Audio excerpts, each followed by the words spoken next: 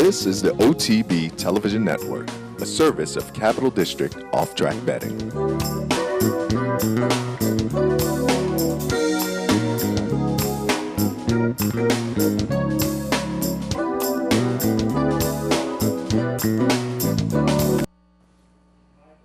Good morning and welcome to Loose on the Lead. Seth Merrill from Equidaily.com and Steve Bick from SiriusXM's at the radio, at the races. And together it is again. on radio. It is on radio. At the races, on the radio, at the races. But together again. It's been what? Boy, it's. I think we were together last week. No, I was out last week. I had the crazy head cold. I didn't want people the prior Thursday and Friday where I hacked my way through 2 hours of television. I didn't want people to have to live through that again. So everybody likes that. They like that. Me not being here or hacking through the hour? A little bit of both. It's like a telethon. Let's see how long before Seth drops. That's what it was kind of like. What ends first, my voice or the show? And luckily on 2 days they came to about a tie. When you see them rushing in from both sides and then reaching below this desk, you'll know that Seth is finally clear. Yeah, that's there we go. Ready. We verged Gauge, emergency. Yeah, we verged on the stat. We verged on that a couple of times, but yeah, you were solo last week, and then before that, I was. You know what? I didn't like that. I didn't like that, but I won't pledge to not do it to you again, because in fact, I could disappear for weeks at a time. For me, it's I'm in here 5 days a week alone. You're alone. 5 minutes, you'd be a stool. Yeah, but you're alone 5 days a week on the radio, but it's a little bit different because you don't have to look Nobody's good. looking at you don't have to look good, and you're so into looking good that it's tough. It's tough on television. Thank you. Is this when we get the special effects, the little twinkle in the eye? Is that yeah, once described as the Beau Brummel of Saratoga, but I don't have to worry about those kind of. So I just come in here and wing it 5 days a week, and it's not that tough to come in and go solo when you're out. Tina's with us this week too, and as Tina noted, it's November, it's 29 degrees out. Seth's not wearing socks. I never wear socks, but what can you do? This is where we get the rim shot. Yeah, you're Beau. I'm the negative Beau Brummel, if there is. Some of the news from the past week, the NYRA board meeting was held this week. I talked a little bit about it on Racing Across America. I'm sure you touched on the radio. The news that came out. It was promoted as being a meeting that would kind of set things up as the future of NYRA as they head to 2015, when things will be a little bit in flux again. They have to have a report to the governor by, I believe, April sometime. And essentially, the two most important things that came out of the meeting to me were they didn't make any. They're saying they're not going to make any recommendations in the report as far as Aqueduct. There have been, ideas floated for a few months now, or going back a ways, potentially closing Aqueduct and only having Belmont winterizing that and racing there for the rest of the year as far as outside of Saratoga. But Chris Kay said, we're a temporary board. We don't want to make a long-term decision like that. That decision should be made when things become more permanent starting next year. So that was intriguing. And then they also firmed up, speaking of Saratoga, the Saratoga schedule, which essentially they have said at this point will be the same as it was in 2014. They were talking about maybe expanding, going to 8 weeks, 5 days a week, but it looks like everything will stay equal next year as it was in 2014. Those are the two most important things, although they also mentioned, and I don't know that this was at the meeting, somebody may have asked Chris Kay after the meeting, but he talked about, and this didn't seem like anything that's even really on the drawing board, but more an idea that has been discussed, potentially putting a synthetic track inside the turf courses at Belmont. I thought that was an intriguing idea. To me, and I've said it before to you, synthetics are controversial. A lot of folks don't like them. I like the way they label them over in Europe, all-weather surfaces. I think that's the place they have in the racing game. And I think if racetracks had the kind of real estate, I'd love to see that at every racetrack, a dirt track, a turf track, and a synthetic track for those off-the-turf days, where they could then move to the synthetics. There's just not the room at most racetracks, but at Belmont, that would be kind of intriguing, I think. It's been floated a number of different times over the last several years, including the concept of taking the training track and building like a simulcast parlor and maybe having the winter racing over there. That's been something suggested. There is the big question, actually, as Rick Violette brought up when he was with us last week, what to do about the Belmont building. Basically, the building is, at this point, a complete white elephant. It is an anachronistic structure that is not really needed and in fact takes away from the ambiance of what ostensibly is an absolutely wonderful place for racing. The only time you need that gigantic grandstand structure is on Triple Crown tries. So the concept of building a new Belmont building, of course, is all part of the long-term discussions, as is the prospects and the difficulties that would really arise if you're stuck more or less at Belmont for an extended period. I mean, think about that. September all the way to July. That is something that you wouldn't necessarily think is such a big deal, but Santa Anita has certainly shown the difficulty just in the one season already of them running racing December through July.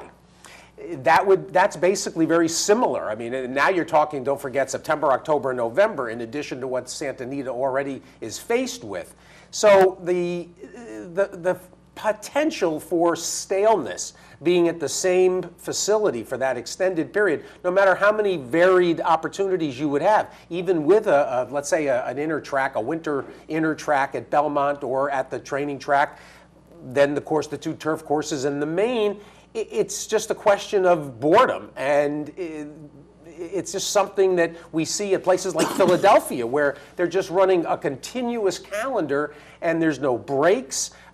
Calder suffered from this for periods of time as well. So we'll see. But the best news out of that meeting was that Aqueduct isn't going anywhere anytime soon. I mean, you can't just suddenly move to Belmont. I mean, you're looking, I think, at a long-term situation right now where Aqueduct's long-term viability seems stable. It doesn't seem like anything is going to change. Teresa Gennaro is going to join us later on in this half hour. We'll talk about a couple of topics with her, including these discussions and her piece that appeared at thoroughbredracing.com about the aftermath of the changes in the corticosteroid rules in New York. So we'll get Teresa's take as well on the meeting. One of the things that came out, Seth, that was certainly positive is the financial stability and a prospect for a positive return. You know, one of the things, though, that is part of that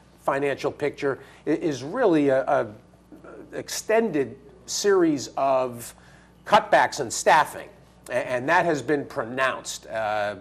Certainly from a personnel standpoint, they're operating at a fairly bare bones scenario. I mean, that's where a lot of the cost savings that have come up have occurred. But for those that are watchdogs of the bottom line, they have to be, fairly impressed with the financial picture as was presented this week. And I did appreciate the fact that Chris Kay, for the first time that I've noted, really did embrace that VLTs are part of the revenues. And he said, and I don't think I've ever read a quote by him recognizing this before, that we gave away a lot of claims to the real estate. They gave away the franchise. For that billions of dollars in VLT money. Yes. And that didn't seem to have been recognized before. Yeah. So that I thought was notable too, that he stepped up and said that and recognized that. Well, even Scorton, whose long-term involvement is still up in the air with him becoming the head of the Smithsonian,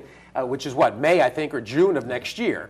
And you can tell that the group that is involved, they're, I think, hoping and expecting to stay and to be part of the long-term future of NYRA. This came up with the discussion again with Rick Violette last week, and the importance of having a policy and having a presentation as a industry, the breeders, the owners, the trainers, everybody, the horse players, all of us that are concerned about New York racing need to get behind the association in regards to their complete right by legislature and by agreement and by everything that has come up to this point for those monies to be part of the revenue stream.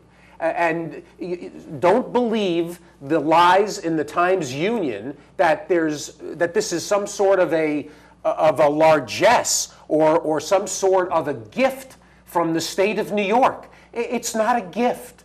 This was all part of negotiations, those monies should have come 10 years earlier at the beginning of the aughts. Instead, Thoroughbred Racing had to wait. In the meantime, Harness got all their money. Harness opened racetracks that were closed, like Vernon Downs. So it's good to see, it's frankly very good to see Chris Kay make it clear that not only is it a part of NYRA's cash flow, it's their money rightfully. So that message needs to get out there, because there's forces in the state government that are using the newspapers and the media to try to paint a different picture. And we as a horse industry in New York need to communicate that we know the actual truth. And we're not going to be swayed by somebody else's agenda to try to foist that money out from under. And I just want to, before we touch on, we didn't talk about this before the show, but you triggered something as you were talking about potentially closing Aqueduct, and then that would make things stale. Just as a watcher and a fan of the game for my life now, I think the 3-track circuit in various venues has worked very well. But it's also noted, and this is what triggered, something you said on your radio show the other day I thought was intriguing. You get down to Florida and Gulfstream Park West, the former Calder, they've put together some good numbers. Yep. Del Mar now has put together some very good numbers early in their new Falvey. It's a big and hit. You said, you know what, brand makes a difference. And until you said it, until you said it, I thought, you know, because Calder is still Calder, but they're getting good fields and good races and good betting, and the stables are coming down to race down there now that they're under the new ownership. And Del Mar, again, has been very successful as compared to the Hollywood numbers, but also, as Pridman said, compared to the Santa Anita numbers just before the Breeders' Cup. They're killing it at Del Mar. This Del Mar November meet, Mark Dosch is going to join us in the last half hour, and we'll handicap the $600,000 triple carryover at Del Mar. 2 impossibly difficult cards the last couple of days, Thursday or Friday and Saturday at Del Mar, that has tripped this mammoth carryover. Should be a lot of fun. But the numbers at Del Mar are terrific. They're twice what Hollywood did for the same time last year, more or less the equivalent dates. And the point I brought up, and Jay was very funny. If you didn't hear Jay Pridman, Jay said, what a great idea. They should call Aqueduct in the winter Saratoga South. And I got a big kick out of that. But really, people made fun right away, as the internet seems to do. The internet menahunes come out, and they right away insult any concept, any marketing attempt by racing, when Gulfstream management, when Mike Rogers and Tim Ritvo had the stroke of genius to start calling Calder Gulfstream Park West, the handle numbers are completely 3 times what Calder would be handling for the same racing. This was really smart. And you talk about the 3-race circuit. Well, now we've got Los Al. We're going back to Los Al after Del Mar, Santa Anita, and Del Mar. And, other than that extended period when we used to have the Hollywood Spring meet, that's the one portion in California that's sort of out in the ether right now, and Santa Anita has to bridge that gap the entire time from December on until Del Mar starts. So other than that, though, the Los Al meet they've been a big welcome addition, and the Del Mar November is going to be a big hit. People that have never been to Del Mar are making their way down to San Diego.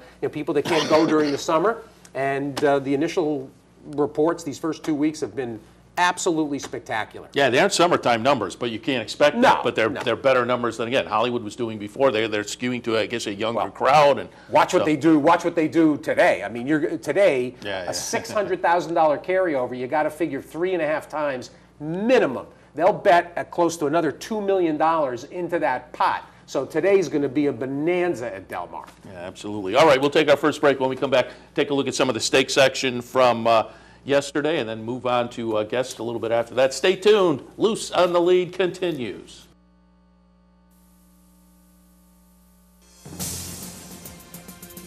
Go Zephyr kicking clear, and Go Zephyr is pulling away impressively. Hysterical Lady Ginger Punch to win it. And it's Wilco in front, and he's going to pull off a huge upset here. But it's Round Pond going on to take the distaff. Awesome again. Sire of 10 Grade 1 winners, 4 Breeders' Cup champions, and 4 multimillionaires standing at Adena Springs. Looking for something to do on Black Friday that doesn't include going to the mall? Head down to the Clubhouse Racebook, 711 Central Avenue, Albany, and join Tim Wilkin and Mike Jarbo for a special Team Bankroll Challenge. Tim and Mike will be wagering $500 on behalf of 25 lucky patrons. There'll be lots of excitement and a free buffet courtesy of Legends Field Restaurant and Pub. So forget the mall and join the Times Union's Tim Wilkin and Mike Jarbo at the Clubhouse Racebook, and let's wager and win together.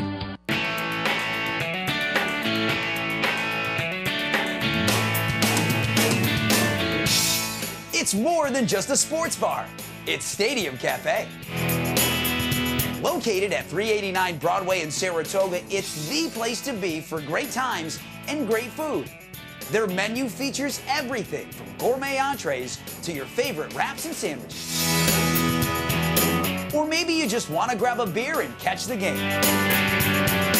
So what can be better than that? How about 2 Stadium Cafes? There's also the Westside Stadium, right up the road at 112 Congress Street. Same great menu, same great service. Whether you're hanging at the bar or just relaxing outside on their spacious covered patio, you'll always leave knowing you'll be back again. We love, above all, the staff. We love Dave Harmon, and the food is fantastic. Not 1, but 2. 112 Congress Street, 389 Broadway. Guaranteed to be a home run. Welcome back to Loose on the Lead. Seth Merrow and Steve Bick. We'll continue with a little bit of news before we get to some of the race replays. And Steve, you wanted to touch on the situation at Indiana. And I said to you, I found very intriguing the guest commentary in the Blood Horse on that issue by Maggie Moss. And that was the article that kind of tipped me to what was going on. An extensive piece by Maggie Moss, but you have some other thoughts. Well, and Maggie Moss's piece, if you didn't see it in the Blood Horse, this came on Friday when regulation runs amok. And she addresses some of the overreaching that's going on by Joe Goracek, who fancies himself the Judge Roy Bean of racing in the Midwest. I mean, a guy that is clearly trying to position himself for the anti-doping agency potential coming into racing. Goracek and Indiana over the top in a lot of their policies, in the threshold levels that they're creating. There's the speculation that there's the cobalt use that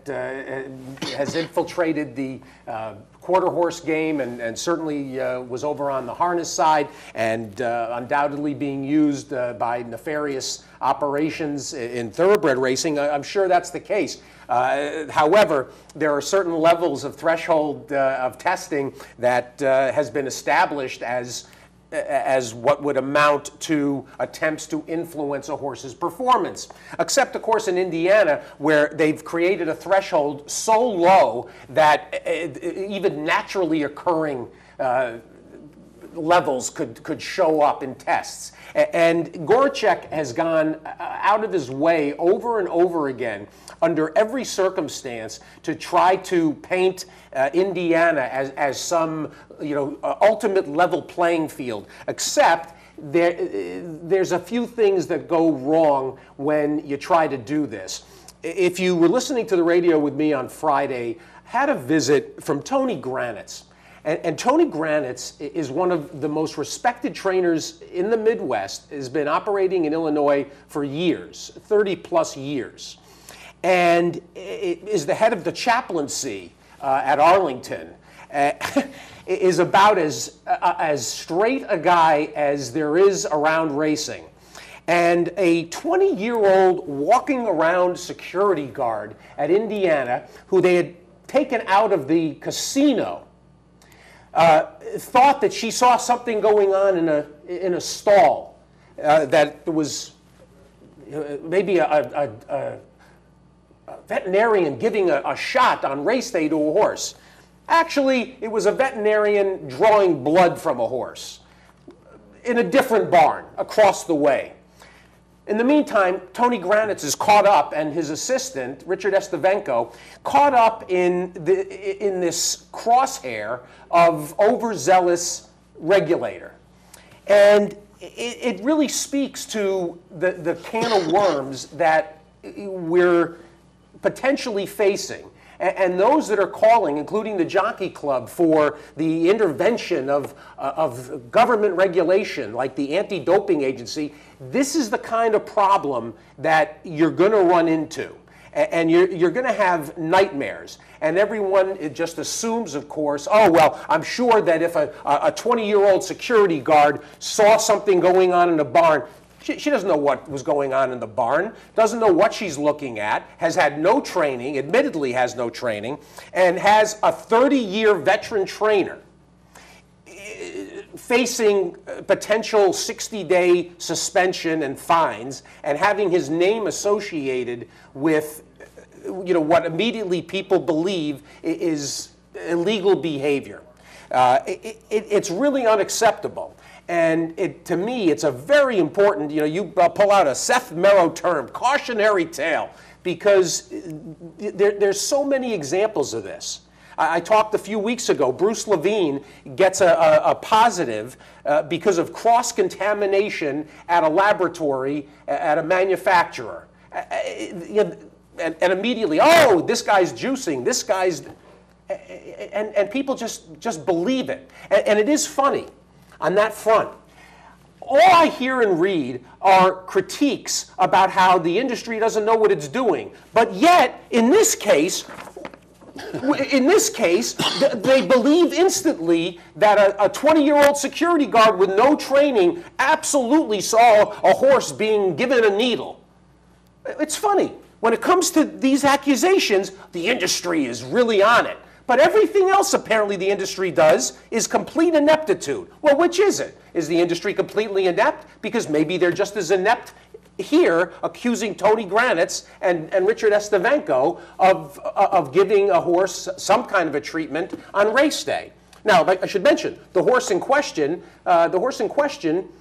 finished second and tested clean. Tested clean with split samples. So this is really a dangerous, slippery slope. And I bring it up because people just see headlines and they just assume. And it's completely wrong. And you may shrug it off until it's you and your trainer that have your earnings withheld and taken back out of your account and demanding that you give back money. You may have a very different attitude toward this. So I bring it up because to me it's a very important topic. Maggie Moss spoke out with a detailed response in Blood Horse, and I encourage people to read that and Matt Hegarty's article about the investigation. Now, all this said, the veterinarian in question that Indiana would like to get off the racetrack, a guy by the name of Ross Russell. Ross Russell's got some splaining to do, Lucy, and he's not exactly lily white by any means. But just the fact that he was involved, this is a guy that does 3/4 of the vet work on the backstretch in Indiana Grand. So, it just happens to be the vet that everybody pretty much uses in Indiana. They want to get rid of him, and so it's guilt by association. We went through this in the 50s, and it didn't work great then, and it's not going to work great now. And the takeaway also from this is watch out what you wish for, because I think there are no arguments that should have regulations and they should be enforced and whatnot, but you have a 20-year-old there who, as you say, had no training. And I think if you've ever been on a backstretch, and I've walked around the Saratoga backstretch now and again and kind of known where I was going, or at least what barn I was looking for, and still it took me a while to figure out where I was and where I was going. So you got the 20-year-old with no training walking around. All those barns look the same, and so to come back and find the place a couple hours later, point things out, and as you say, then you tie in somebody that maybe there's already a little bit of a thought about, and so, oh, well, guilty before proven innocent kind of a situation. And you just got to watch out. Again, we don't argue against regulation or anything, but it has to be done the right way. All right, let's shift our attention now to some of the races from yesterday. The best card yesterday had to be out at Laurel. I mean, they put together a great card for the DeFrancis Memorial Dash. The DeFrancis itself was a really good race, and we'll take a look at the stretch run here. And Steve, I said it on the Handicappers Report before. I had a little Zebros, and I had a little Zebros Exacta. Look at you. It wasn't that super handicapping. Wow. I just looked up, saw the price, and Lucas is a guy who can upset races like this. I mean, this is a decent little sprinter. He was the longest price on the board at 29-1. So I just did a little Exacta box with Zebros in there. And down the stretch, about this point, I'm saying, keep going, baby. And he really did, off of some good fractions, 22, 44, 56, and he just would not be caught in the lane. Dad's Caps. Now, in handicapping, I thought Dad's Caps was the horse to beat. And at 9-5, Dad's Caps, the number 5 horse, runs 4th in here. Should mention the 2 scratches, too. Ben's Cat scratched and La Verdad scratched. La Verdad notable because Jose Ortiz was supposed to ride La Verdad, but on the scratch, Jose Ortiz picks up the ride on Zebros because Alex Cintron had been injured. Cintron on Friday got hurt, and Cintron lost a bunch of mounts that actually won.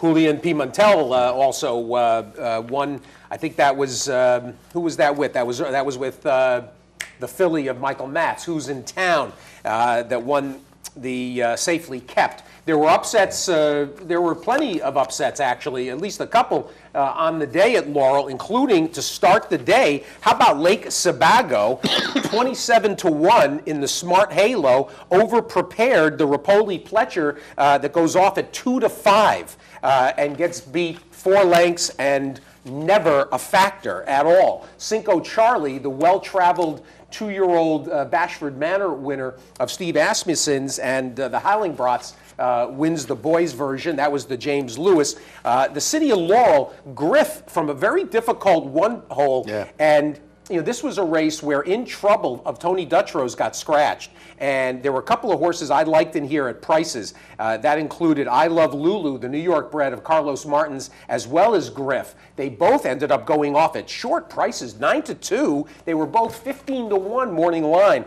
And so they took all the money that In Trouble would have taken as the 4-1 second choice. Griff with a terrific ride by Abel Castellano Jr., Javier's brother. Unbelievable. Then you had Who's in Town that denies Gary Contessa's Shea Jolie. That came in the Safely Kept. True Romance from the outside had a little bit too much to do under Joe Bravo. That was the horse of Tim Hills, who I kind of liked. Storm and Monarco, much the best at a bonus price. How Storm and Monarco pays $740 in the Dickie Small, that was a little surprising. And I said on Friday, by the way, the Dickie Small, I usually don't like the paving over of stake names. Well, they paved, with Dickie Small, they paved over the Broadbrush, Dickie's horse. That race has to be renamed again, the Dickie Small Broadbrush Stake for next year. Yeah. And then Zebros, a wonderful card, a great job by George Ann Hale and the Maryland Jockey Club with a great DeFrancis Dash card. And the DeFrancis Dash should get its grading back you would think. Pretty quickly. Yeah. There was a lot of stake horses in that group. Yeah, really solid. All right, moving over to Aqueduct yesterday, the Red Smith Grade 3, $250,000 on the line, 1 3/8. We'll watch the stretch run. And Dynamic Sky, Big Blue Kitten come out of the Canadian International running 2nd and 3rd with Big Blue Kitten having run 2nd. So Big Blue Kitten goes off the 4-5 favorite, but the number 3 Dynamic Sky just gets the jump at the top of the stretch down there at the rail, and it makes it a little too much work for the number 4 Big Blue Kitten. But the logical 2 contenders run 1-2 in there just in reverse order. Although Legendary, who I thought was going to be very interesting with some speed, did show some nice speed and looked pretty good at the top of the stretch, and at 7-2 throws out the anchor, but ran decently early in the race. This was not a good ride by Joel Rosario, who didn't let Big Blue Kitten get into position to win. The horse that I keyed off of and had the triple here nicely, for those of you that listened to the show on Friday, Margano, the brother of Barbaro.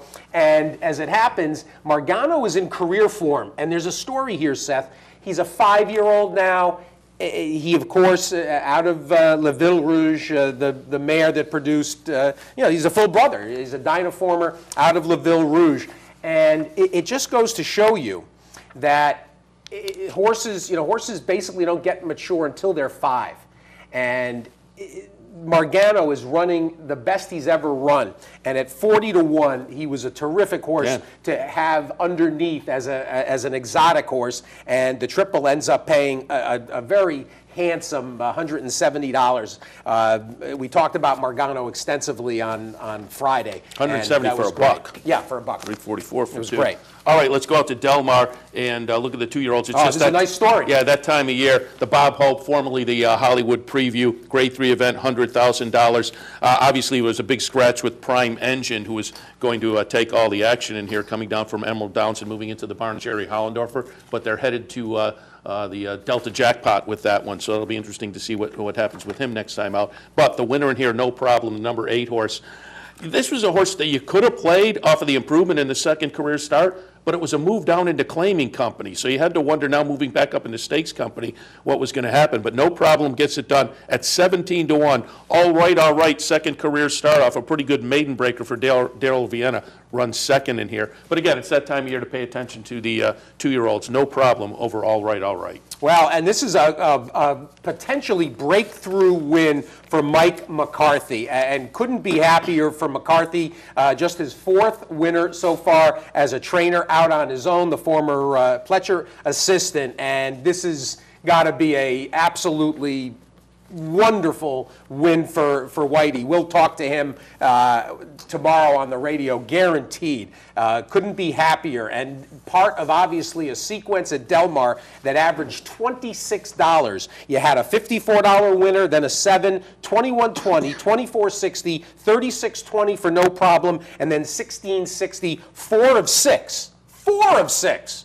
Paid $1,100 yesterday. That's how tough the sequence was at Del Mar. Congratulations to Mike McCarthy for his first graded stake win as a trainer out on his own. And the action at Del Mar, we'll talk with Mark Dosch later in the show. Going to wrap up with Churchill. Churchill, yeah, we'll take a look at the Commonwealth first, Grade 3, $100,000 for 3-year-olds. And Heart to Heart looked like was going to be the early speed. Number 5, Heart to Heart over Julian Lepereau. Does get out there and lead him all the way around at even money. Other Cheek at 17-1 will run second. Bashard 8-1 runs third in here. But it's Heart to Heart, wire to wire in the Commonwealth. I guess no video, but we'll also add as part of that coverage. There we go. There's Heart to Heart. This is a horse of Brian Lynch that does such a great job. Lynch is serious. It comes out of Toronto. He's an Australian, of course, by heritage, and does a spectacular job. Julian Lepereau, who's born again hard, to quote Full Metal Jacket. Julian Lepereau riding really well, and even money, and looked it on paper, and then goes ahead and delivers. The flip side of that came in the Mrs. Revere, where it looked like there was going to be an honest pace. And speaking of young trainers that came up under top horsemen, how about Ben Colebrook? If you aren't aware of Ben Colebrook in Kentucky, the former assistant to Christophe Clement, who has all kinds of very affluent connections in Kentucky and has got some very good clients. This is a homebred of Eddie Seltzer's and Sparkling Review. 10-1 morning line and ends up going off at just 4-1 and change. Pays $10.60 and absolutely inhales Kiss Moon. Watch this move from Sparkling Review. It's the 4 mid-pack right now in the red silks. Now watch this as you will watch who's on board here. Also Lepereau come and just inhale the leader and run off. Look at this. And that's Lady Lara, the Mott, getting up for second. This was an $1,100 pick for Seth, and got very lucky in here. Sniffed out a horse of Jinx Fires in between the two stakes at a very fat 22-1, or more than that. It was like 26, 28-1. A horse called Bo Talon, who had some little bit of precocious breeding, and whose first start was actually better than it looked on paper, and got a really nice performance here and a great ride from John Court up the rail, 50-plus-year-old John Court at 26-1, and it helped trigger a great sequence at Churchill Downs. There's the racing action. I just wanted to toss in before we go to the break, Colonial Cup yesterday on the jump side. Grade 1 event down at Camden. Divine Fortune wins the Colonial Cup. Well, and the question is, I don't think that that's going to be enough of a win to overturn Demonstrative, who, of course, won at Far Hills and closed out his year with Grade 1 wins. So I think Demonstrative still the jump Eclipse Award winner, but probably Divine Fortune locks in second. Barnstorming was a good second in here as well. All right. Demonstrative third. We'll head to the next break. When we come back, Teresa Gennaro, and a little later on, as you say, we'll talk some Del Mar Pick 6 as well. Stay tuned. All of that as Loose on the Lead continues.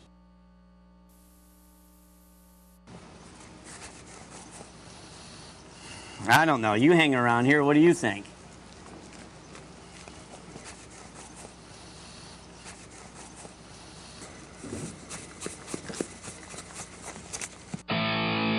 The Capital OTB Handicapping Challenge Series is back. That's right. The 2014 Capital OTB Handicapping Challenge Series is back, and it's your chance to win thousands in cash and prizes, and a seat at the 2015 Handicapping Championship in Las Vegas. This month's contest is the Capital Cup on December 6th. So sign up today, online at capitalotb.com, or stop in at the Clubhouse Racebook. Fascinated by the world of horse racing? Interested in honing your handicapping skills? Class is in session. Night school, Monday nights. Easy to access online. It's free, interactive, and informative for the casual and serious race fan. Horse Player Now Buzz. Live horses to watch emailed to you daily. Our eyes, your prize. Night school in the buzz. Visit horseplayernow.com for details. I didn't want to get just any degree after high school. Horse racing has always been my passion. I was already a lawyer. When I was young, my dad took me to the races. The sound of the crowd. I still remember. I'm 40, and I don't want to stay in a career I don't love. I want to follow my passion.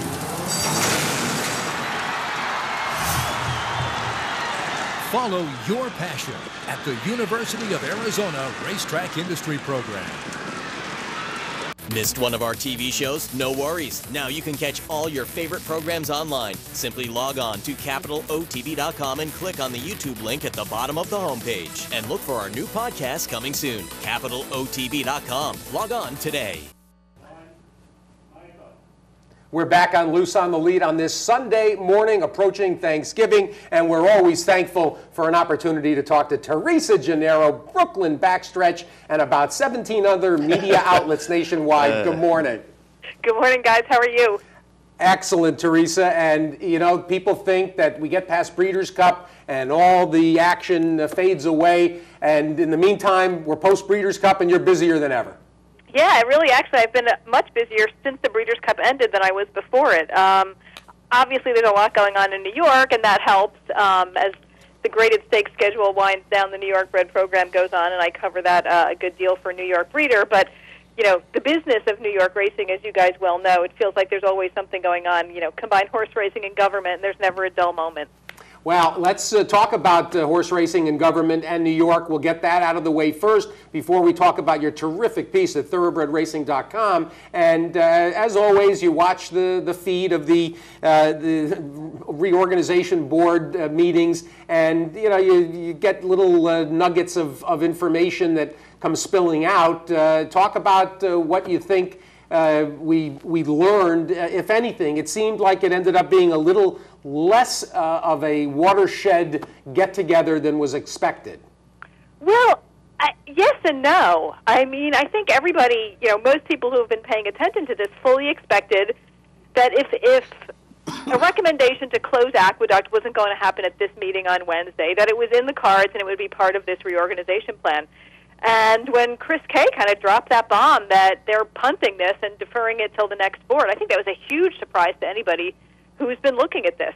You know, when you're talking about profitability and wanting to make a profit exclusive of VLT revenue, I mean, it's tough to make an argument that you should have two racetracks so close to each other continuing to exist. And given how valuable the land at Aqueduct is, and how much money the state could get for it. And Governor Cuomo, some time ago, had given his approval to expanding a convention center and a casino there. I think it's just a huge surprise that Aqueduct's, the reports of its demise were greatly exaggerated.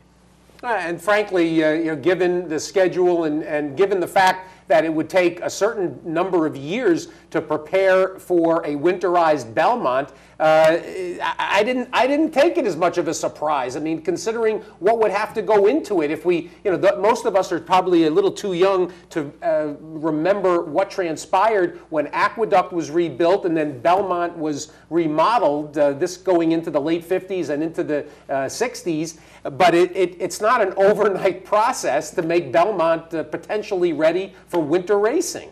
No, absolutely, and particularly given the what it's like in New York. I was talking to somebody yesterday from out of state, from Kentucky, and he had been involved in breeding farms in New York. And he said when he came here, he was astonished at how long everything took because of unions and state regulations. And so throw all that into the mix, and yeah, it's definitely something long term. So even if this board had said yes, we recommend it closing, and that process started next year, it's a couple of years down the line. But now to put it off even more, I mean, at the community meeting at Aqueduct yesterday, Chris Kay said really explicitly, we're going to be here for the foreseeable future, and that's why we just invested $14 million into upgrading Aqueduct's front side and back side facilities. So those were not the words of a man who thought that this place was going away. And also, one of the things that came out of the meeting, how firm is it? It sounded pretty firm that the schedule for Saratoga 2015 will essentially be the same as it was this year. Well, nothing is absolutely definite until the budget is submitted, and it's submitted to the state for approval. And that budget, including all the race dates, will be presented to the board for approval at the early December NYRA board meeting, and then it will go to the state. But it seems like that's pretty much a formality. While we're talking about the board meeting and the action at Aqueduct, we, of course, are just a couple of weeks away from Holiday Fest. The early presentation right now, anyway, Teresa, looks like it should be the typically terrific group of horses in things like the Cigar Mile and the rest of the supporting stakes. Looks like we're going to probably get a little more grass action in here and there, probably going to start to dwindle over the next 10 days, 2 weeks. But overall, the transition to Aqueduct has been pretty smooth, and actually racing's been very good. It has been smooth. Dave Grenning has been observing fairly closely what's going on with Handle. Obviously, NYRA doesn't announce attendance numbers at all anymore. They haven't done it for Aqueduct really since the casino opened, but they stopped doing it for Belmont too. But looks like business is down. Dave Grenning's written some articles about that, and I would refer anyone who's interested in the specifics to look at those on the Daily Racing Forum. So yeah, I mean, there's sort of good news and bad news. There are a lot of people at Aqueduct. They looks like more than it is because they're in a smaller space than they are at Belmont, but there's definitely a pretty healthy buzz. And the folks who were at the community meeting yesterday were not a disgruntled group of cranky horse players. I mean, they seemed folks who were really invested in New York racing. There weren't that many of them, but they didn't come there just to kind of complain. They had serious questions, and it was a pretty thoughtful group. Move our attention and our conversation over to the piece you wrote for thoroughbredracing.com. And for those that have not visited Charlie Hayward's fascinating agglomeration of racing discussions at thoroughbredracing.com, thoroughly recommend and suggest all different areas, international perspective, topics that you don't get written about intelligently anywhere else. And your piece kind of picked up the ball and took a look back, Teresa, at what has been the lasting effects of the task force after the sets of very tough breakdowns and fatalities at Aqueduct. Of course, the reaction from all areas of the industry to rally to figure out how to make things better. And I thought that what you wrote was just terrific. It was so thorough, and it looked at all the different factors again and kind of brought it all together to see what actually happens when the industry coalesces and tries to affect a change. And it shows that progress can be made, but there's always work that can continue to be done. Yeah, I started thinking about this over the summer, last July at Keeneland during the Jockey Club's Safety and Welfare Summit. Gary Contessa, who was obviously a trainer very involved in claiming in New York, and he was on a panel, and he was talking about how hard it was to get veterinary records on corticosteroids from other people. And he was also talking about a few problems he had with the eSal system, which is the database on the Gaming Commission website where trainers log their corticosteroid treatments. Corticosteroids were implicated significantly in the deaths of about a third of the horses who had broken down in that winter of 2011-2012. The eSal system, and that was a new requirement that came out, was a recommendation from the task force, seems to have been implemented fairly smoothly. Most of the trainers I talked to, actually all of the trainers I talked to, said that they are indeed logging when they give their horses corticosteroid treatments. And the issue with corticosteroids is that the task force folks found that if you give corticosteroids too close to race day, they can confound a race day veterinarian's exam. So a horse could be lamer than it appears. It goes out and races and has the potential for breaking down. So one of the recommendations of the task force was push the administration date for corticosteroids back so that there's a greater chance that the vet sees the actual physical soundness of the horse.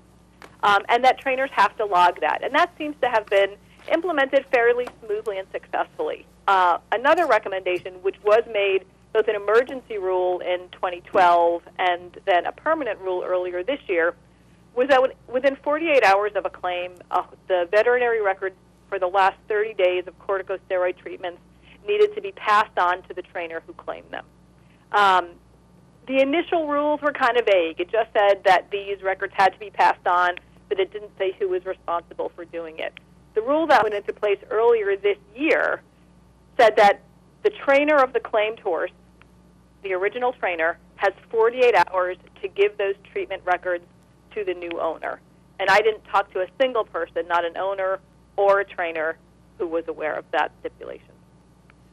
Now, and I can tell you, as somebody that has claimed horses and then had them claimed away, the lag time and the confusion, and people seem to think, Teresa, that things like the reporting of geldings and keeping track of this kind of treatment, things that happen with the hyperbaric chamber treatments, and all the various elements that go into the care and maintenance of racehorses, that there's some easy administrative options, and it's remarkably complex, and trying to keep track and put together a cohesive plan that executes this is no small task, and it doesn't. You can put rules in place, and there's, even if everybody works hard to comply, there's going to be occasions where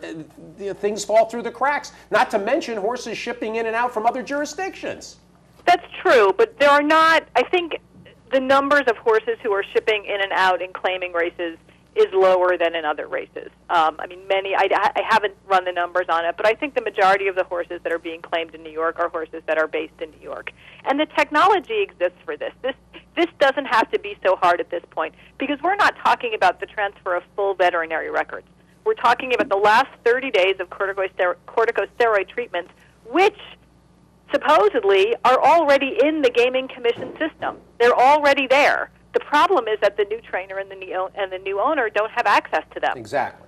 So what you and Lee Park, who's the spokesperson for the Gaming Commission, did say in September when I interviewed him for the story that they're working on a new electronic way for the new trainer and the new owner to be able to access these records. Now, obviously, you want to make sure technology is right because there are privacy issues involved here, and you want to make sure that the new trainer is getting the records for the right horse, and owners have a say in this as well. But the technology does exist, and supposedly it's on the way. But it seems a little crazy that after 2 years we had this rule in place, and it's not being enforced, and nothing's being done about it.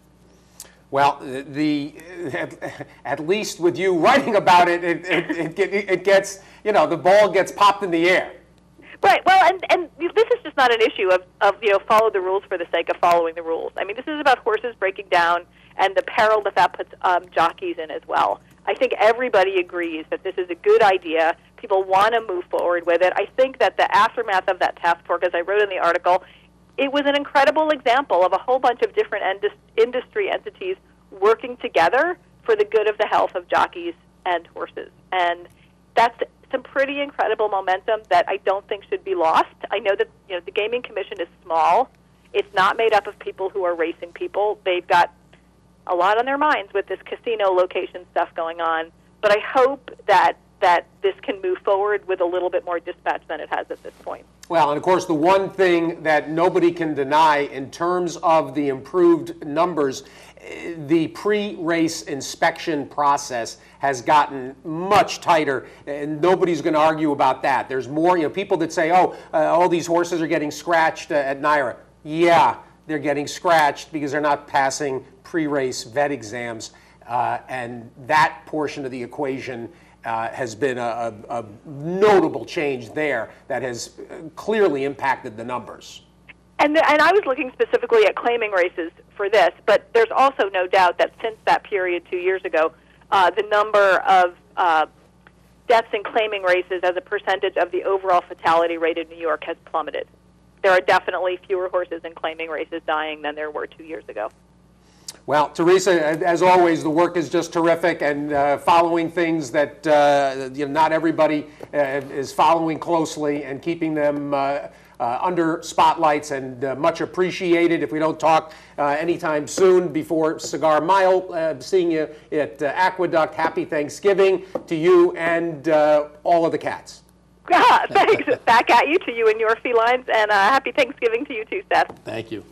Teresa Gennaro, Brooklyn Backstretch, of course, and her blog and her work at Forbes and at thoroughbredracing.com. You see her in the Blood Horse as well. We're going to stay right here and turn our attention to the action at Del Mar and this $600,000 Pick Six triple carryover. Mark Dosch has got a terrific opinion when it comes to the action on the racetrack. And even before we talk about his opinions, we're going to talk about a project that he and Bob Ike have put together. And I wanted to introduce this to East Coast horse owners and people in the game, people that are in the industry, trainers, tack shops, suppliers of all kinds. If you haven't heard about horsebills.com, you're going to. Mark Dosch, good morning.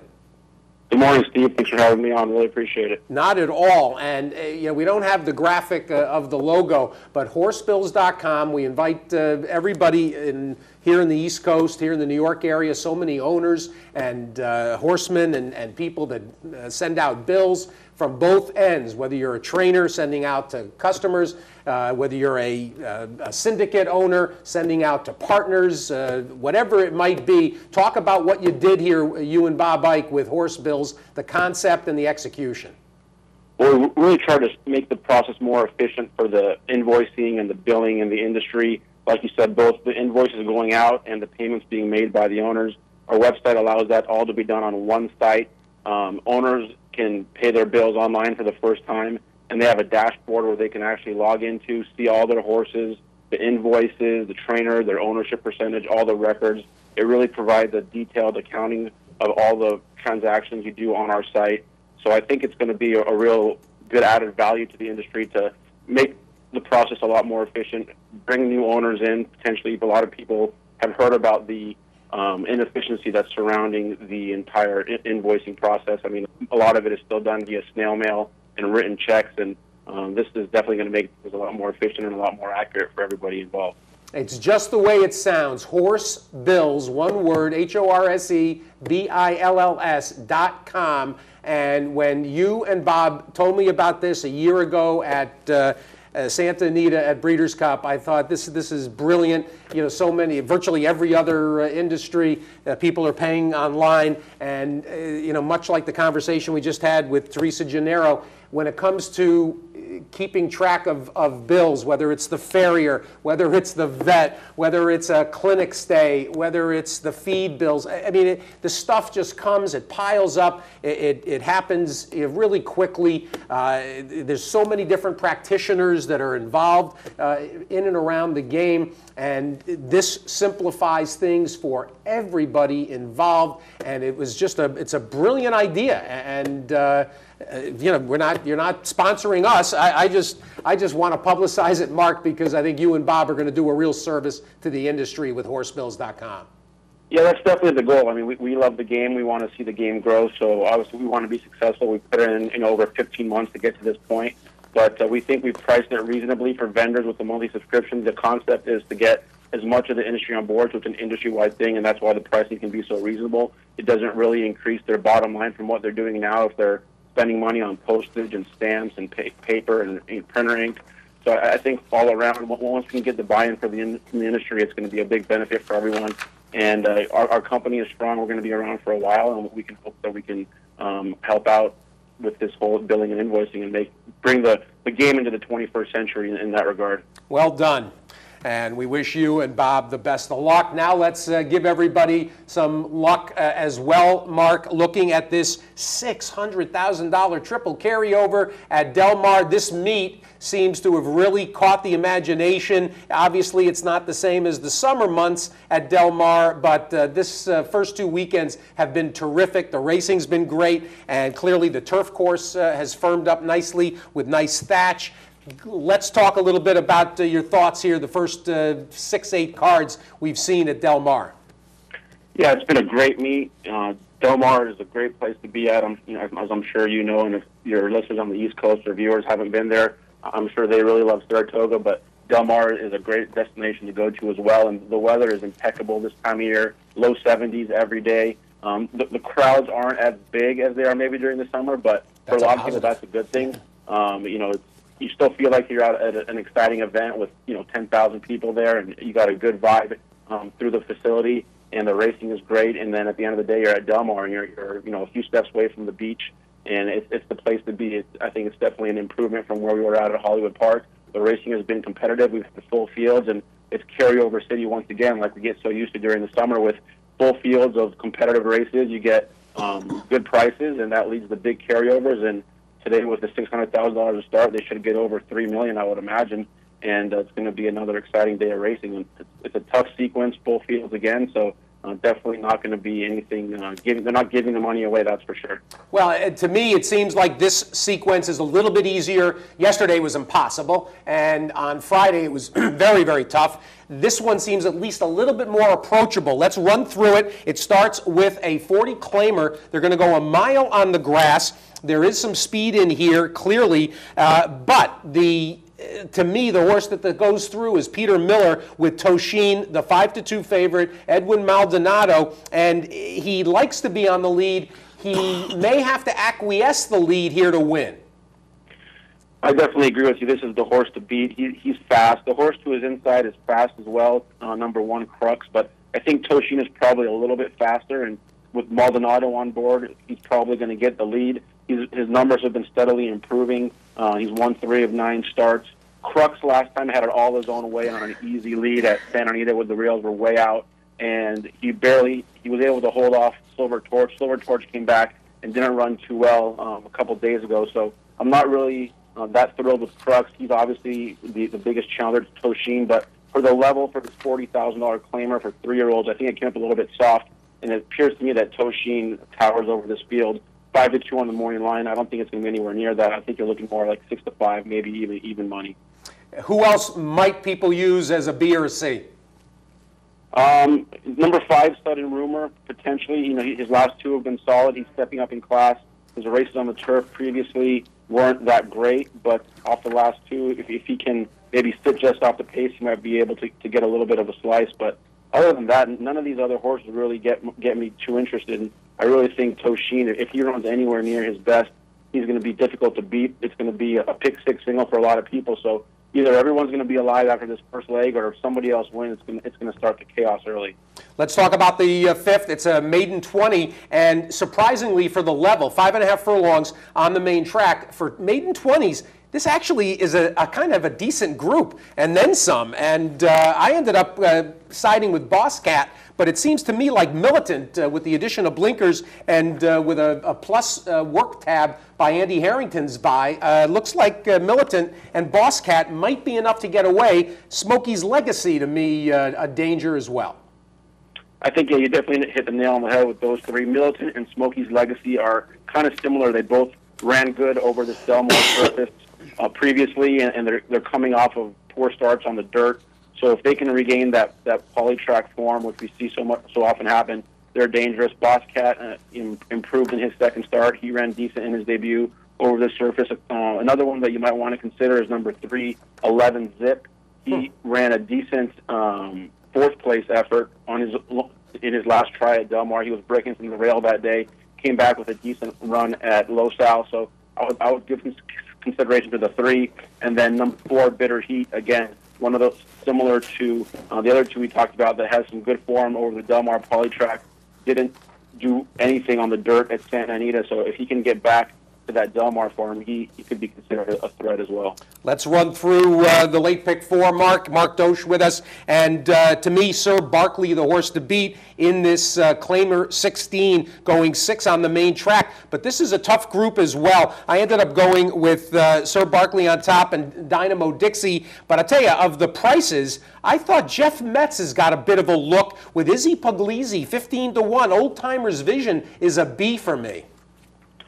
Yeah, Jeff Metz is one of my good friends. He actually trained the first winner for me as an owner, and that's kind of how this Horse Bros concept came out when I started owning horses. So this horse takes a big drop in class. Yeah. He had a similar one yesterday that looked a lot like this, and the horse didn't run well at all. So this horse's the numbers kind of match up in here, but the last 2 efforts not that great. Granted, one of them was a stakes race, so you definitely could throw him in as a flyer, but I'd tread lightly, but the price is definitely going to be right. I like another price in here. I like number 8, W. Giles for Mike Harrington. When he runs his race, he's got a pair of seconds and a pair of wins in his last 6 starts. Obviously, the other 2 races he didn't run at all, but you figure he's shown the ability to bounce back after a poor effort. He enters with 2 sharp works, including a bullet at Los Alamitos.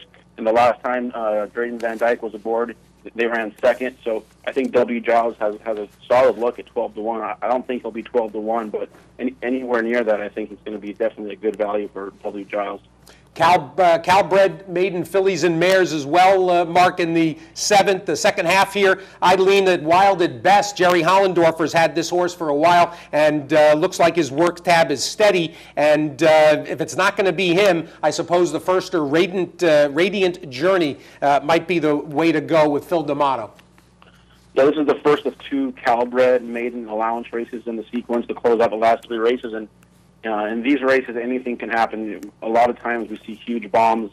The obvious horses in here are the one you mentioned with Hollendorfer, the horse breaking to the outside past Magoo. He's drawn right today. He's got a lot of speed. He's given it up in his last 3 or 4 starts where it looked like he might win. So you can't really have a lot of confidence in him, but you figure cutting back to 6 furlongs a day after his last 2 at 6.5, he should be out on an easy lead, and he's going to be one of the public choices for sure. But if he doesn't win, it can go a lot of different ways. I mean, you have some connections in here that don't win a lot of races that have some first-time starters. Number 7, No Comparison for Donnie Warren is interesting with Talamo taking the call. He's got a solid work entering the race. And then the rail horse with Inscription with Eric Kruljack. Again, first-time starters aren't really his specialty, but Pedroza is having a great meet. He's been taking advantage of the inside bias, and he's breaking from the rail here today with Inscription. So at 20-1 on the morning line, I wouldn't be surprised if he kind of shakes things up. Fill us out with the late double to round out the pick 6, Mark. So in the 8th race, another tough race, but I'm going to focus on 2 horses. The rail horse, Law Dog, he's got 4 wins at this 5-furlong sprint distance. None of the other horses have won at this distance. A lot of these horses have run down the hill at Santa Anita in the sprint there, but this kind of a sprint layout is a lot different than that layout at Santa Anita. So I think Law Dog getting back to this 5-furlong sprint is going to give us a good effort. And then the bomber in here for me is Crimson Giant. I know he's 1 for 50. You're watching OTB TV, a service of Capital Off-Track Betting.